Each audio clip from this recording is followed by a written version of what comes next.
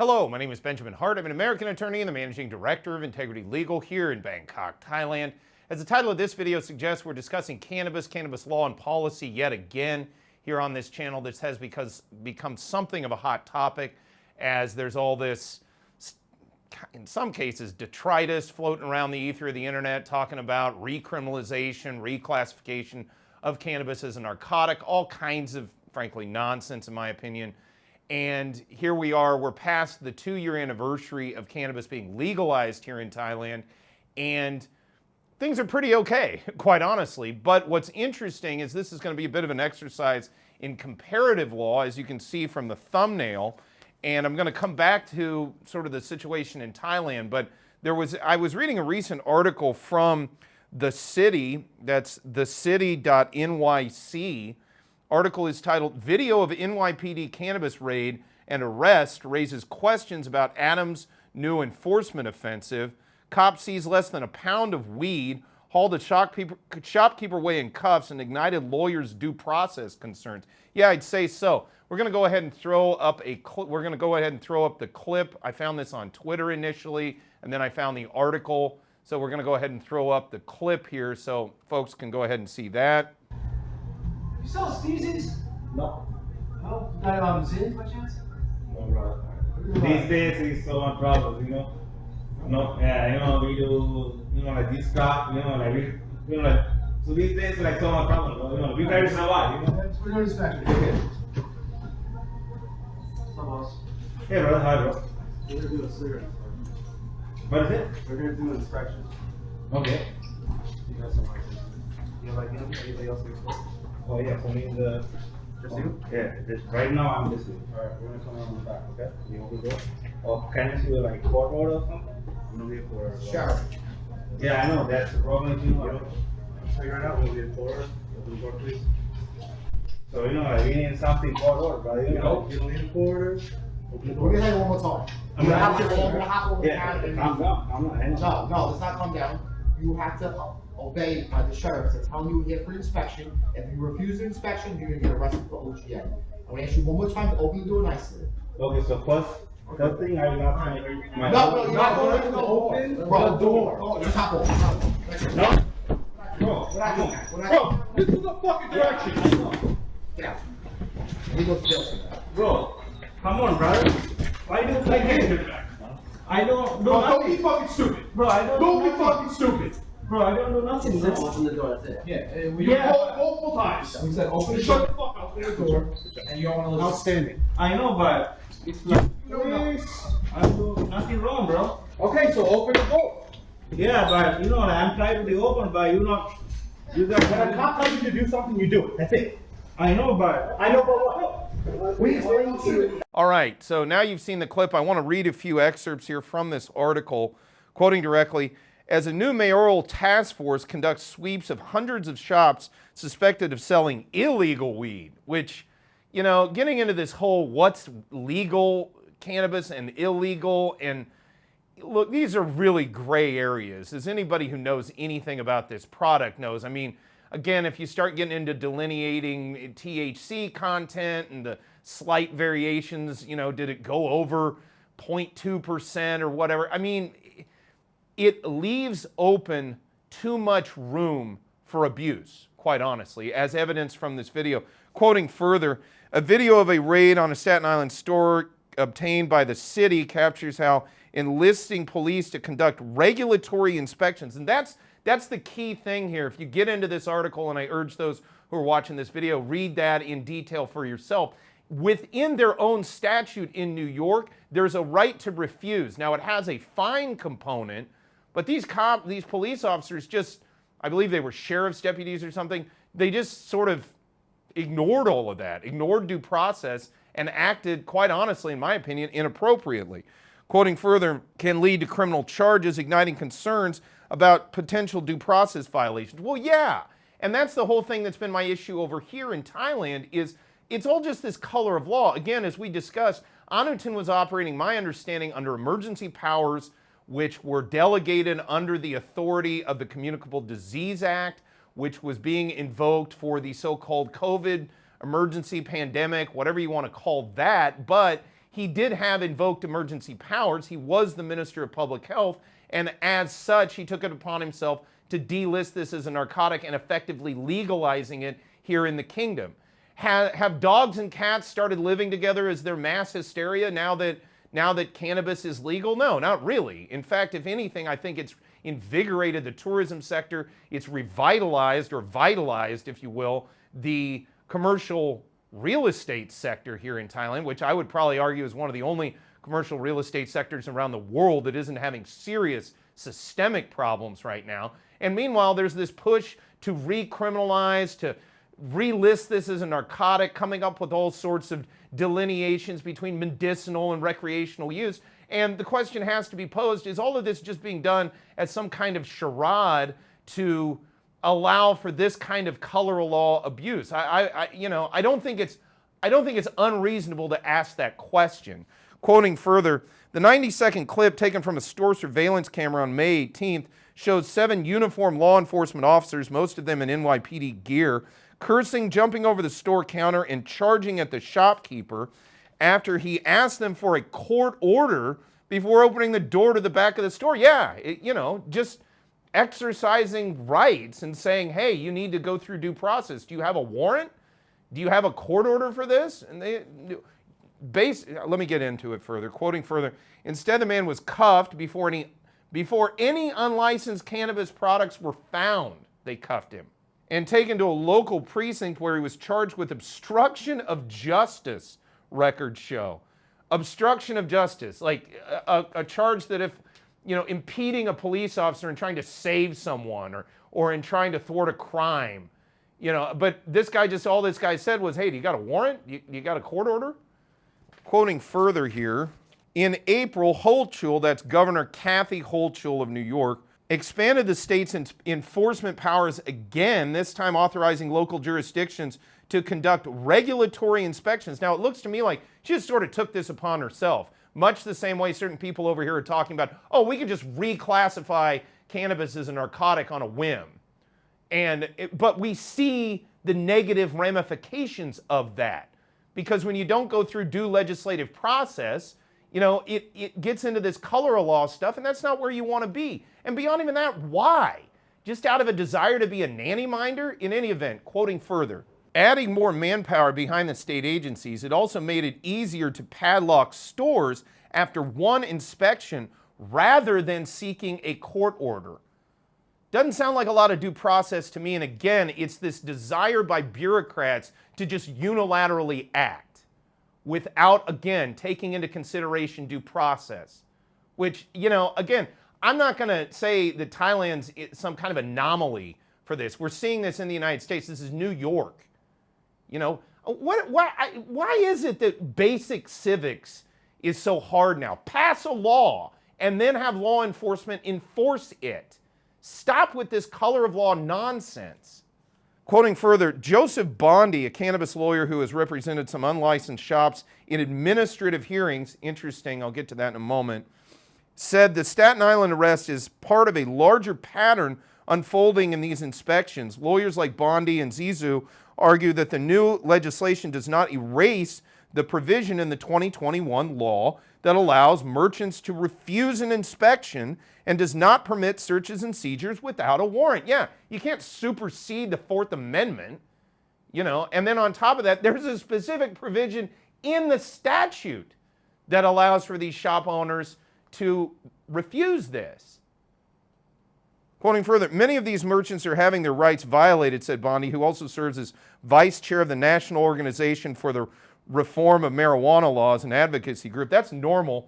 If I remember correctly, NORML had a chapter at my law school, Washburn University. I joined it, and I believe it was the only chapter in a law school at the time that I joined it. So I've always been I've always thought that, quite honestly, marijuana, cannabis laws around the world have been pretty silly and nonsensical. In any event, quoting further, despite legislation expanding the state's enforcement ability, quote, it doesn't supersede the Constitution, and it certainly doesn't authorize someone to break into a closed store for the purpose of conducting the inspection that would trigger the seizure. See, that's the point. They're not supposed to be able to just come barging in You know, yeah, if there's some exigent need or if it comes to their attention, you know, in good faith, then fine. But, you know, they're just kicking down doors now. We ended up fine. You know, that's the thing. All of this ends up being very ends justify the means kind of thinking, very circular logic. Well, we found something, so therefore what we did was okay. That's nonsense. That is not the basis for a rule of law. Quoting further, in the video of the Staten Island raid, the shopkeeper denies having any cannabis for sale. When asked whether the store carries Steezy Products, a well-known California brand, these days we just don't want problems, you know, the clerk said. Seconds later, the group of officers entered the store and asked to be led into the back of the shop. The clerk asked several times to see a court order. Officers warned he was obstructing justice, then jumped the counter and handcuffed him. Quote, "You'll go to jail for that," unquote, an officer told him, according to the surveillance footage. Quote, "Don't be effing stupid," so expletive deleted there. A second officer said, "I did nothing wrong," the shopkeeper replied. Quoting further, police later found less than a pound of cannabis products in the back of the store and padlocked the shop. By the way, there's like a half dozen guys here. If you look in that video, you know, I mean, really? That kind of manpower? Seriously? The governor's office declined to answer specific questions about the arrest of the shopkeeper. Oh, I bet they did. Because there's nothing to really answer there, is there? They operated illegally. They're not in the right on this. At best, it's color of law. At best. Quoting further, quote, "Governor Hochul fought for major legislation to shut down illicit cannabis shops." Yeah, you know, why? Why don't you just let everybody get their license, comport, and pay their taxes? Why spend all this time and energy going through this nonsense? I mean, what's the point of this? How much money and man hours were spent in sending these guys down there on something that doesn't look to me to be legal? And then what'd you get? What were the benefits that accrued as a result of these costs being expended? That gives localities the enforcement tools they need while putting important guardrails in place to protect the rights of New Yorkers. Yeah, this right, that New Yorker's rights looked real protected. Them guardrails are just holding up great. Come on. Come on. A spokesperson for the governor, Justin Henry, said in a statement, the Office of Cannabis Management deferred to the statement from Hochul's office. So all the bureaucrats are just pointing at each other. And then the one statement you get is, well, important guardrails to protect the rights of New York. Yeah, okay. Quoting further, the store clerk is scheduled to appear in criminal court on Staten Island next Friday. So this guy's got to go still deal with this. Even though it's on its face, it doesn't look proper. That's my point in all of this. Is this what we want, Thailand? This kind of nonsense? I thought this was the reason for the changes in the first place. And it doesn't look like, to me, people are running around with their hair on fire wanting to change it back. You know, look, at the end of the day, yes, there are ups and downs. There are pros and cons to this product. There should be restrictions in place. I've said it before and I'll say it again. I'd be perfectly happy with criminal penalties for anybody that sells this stuff to children, folks under the age of 20. Sure, fine. But getting into all of this medicinal use versus recreational use and having all this nanny minder stuff, just stop. Just stop it. Look, tax it. That's fine. Tax authorities, I wouldn't have any problem with. If somebody was skimming and not paying their taxes, yeah, fair enough. That's a different matter. But just harassing for the sake of harassment because of the product, that just seems silly to me. In any event, going further and more on point for what's going on here in Thailand, I thought further when I was making this video, after reading this article, I thought of quoting this. The article's from The Pattaya News. That's thepattianews.com. Article is titled, "Pro-Cannabis Activists Mark 2 Years of Legalization Begin Sit-In at Thai Government House Opposing Recriminalization." Yeah, thanks for using the correct terminology there, Pattaya News. Legalization is the right word, not decriminalization. None of that's nonsense. It was legalized. That's what's going on here. It's a legal product. It's being sold under controlled herb licenses by those with a lawful certification to sell this stuff, with lawful authority to sell it. Quoting directly, on June 9th, 2024, Mr. Prasitchai Nunwal, the Secretary General of the Network for Shaping the Future of Thai Cannabis and other cannabis advocacy groups of more than 300 individuals, called for a protest on June 9th at 1 p.m. in front of the UN office preparing for a march to the government house. Quoting further, they aim to demand that the government use scientific processes to determine the future of cannabis regulation and to prevent its reclassification as a narcotic illegal drug. Well, I would say both of those things are valid points, but also pass a law. Stop doing this because you just say so. Put it through Parliament. And if you can't get it passed, leave it as it is. Again, this isn't some scourge. This isn't having, we've had all these shrinks basically come out and say, oh, it's causing all these problems, after they said it was killing people, which it wasn't, and all of this nonsensical hyperbole. Then they wheel out the expert doctors that we all got real used to their expertise during COVID, wheeled them out to say, oh my God, the sky is falling, everyone's having a nervous breakdown because cannabis exists and we're spending 20 billion baht now per year on psychiatric treatment, which I don't even know where they came up with that number.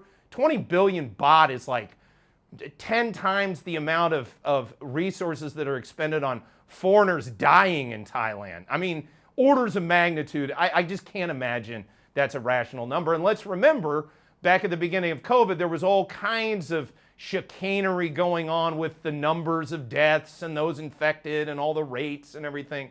And now we look back on it and we know the stats and we know what was going on. It really was not the serious problem that they claimed. I often wonder if we're not dealing with something similar in this whole, oh my God, the sky is falling, cannabis is legal. It's just silliness, frankly. Quoting further, and I thought this was very interesting. The stage for a major protest scheduled for June 9th, 2024 marks the second anniversary of cannabis legalization in Thailand.